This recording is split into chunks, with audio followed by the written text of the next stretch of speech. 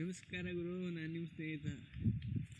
ಇವತ್ತೇನು ಇನ್ಫಾರ್ಮೇಷನ್ ತಿಳಿಸ್ಕೊಡ್ತೀನಿ ಅಂದರೆ, ಯುವನಿಧಿ ಅರ್ಜಿ ಸಲ್ಲಿಸಿ ಮುಂಚೆ ಡಿಕ್ಲರೇಷನ್ ಕೊಟ್ಟು ಯುವನಿಧಿ ಅಮೌಂಟ್ಗೆ ಕಾಯ್ತಿರೋವರಿಗೆ ಮತ್ತು ಅರ್ಜಿ ಸ್ಥಿತಿ ಏನಾಗಿದೆ, ಯುವನಿಧಿ ಅಮೌಂಟ್ ಯಾವ ಬರುತ್ತೆ ಅಂತ ಇನ್ಫಾರ್ಮೇಷನ್ ನಿಮ್ಗೆ ತಿಳಿಸ್ಕೊಡ್ತೀನಿ.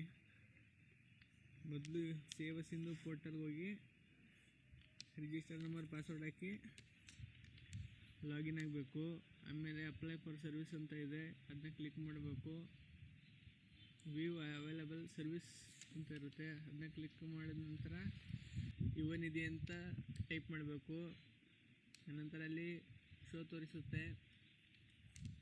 ಮೊದಲನೇದು ಅರ್ಜಿ ಸಲ್ಲಿಸಿ ಮಂತ್ಲಿ ಡಿಕ್ಲರೇಷನ್ ಕೊಡೋವರಿಗೆ, ಎರಡನೇದು ಫ್ರೆಷರ್ಸ್ ಯಾರಿದ್ದಾರೆ ಅವರು ಡಿಗ್ರಿ ಮುಗಿಸಿ 6 ಮಂತ್ ಆದರೂ ಅನ್ಎಂಪ್ಲಾಯ್ಮೆಂಟ್ ಆಗಿದ್ದಾರೆ ಅಂತ ಅರ್ಜಿ ಸಲ್ಲಿಸ್ಬೋದು. ಮೂರನೇದು ಮಂತ್ಲಿ ಡಿಕ್ಲರೇಷನ್ ಕೊಡೋರಿಗೆ, ಫಸ್ಟೇದನ್ನು ಸೆಲೆಕ್ಟ್ ಮಾಡಬೇಕು.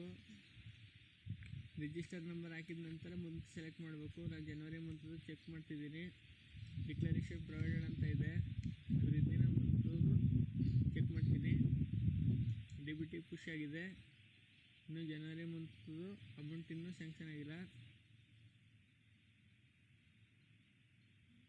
ಆದಾಗ ಸ್ಟೇಟಸ್ ಪೆಂಡಿಂಗ್ ಅಂತ ಬರುತ್ತೆ.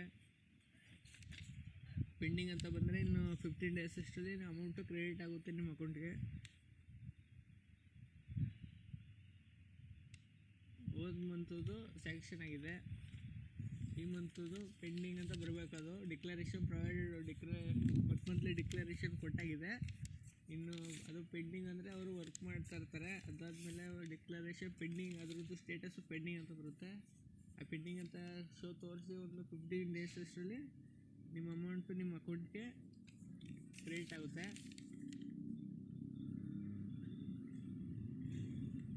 ಇನ್ನಿತರ ಇನ್ಫಾರ್ಮೇಷನ್ ಬೇಕಿದ್ದರೆ ನಮ್ಮ ಚಾನೆಲ್ನ ಸಬ್ಸ್ಕ್ರೈಬ್ ಮಾಡಿ, ಲೈಕ್ ಮಾಡಿ, ನಿಮ್ಮ ಪ್ರಶ್ನೆಯನ್ನು ಕಮೆಂಟ್ ಮಾಡಿ. ಧನ್ಯವಾದಗಳು.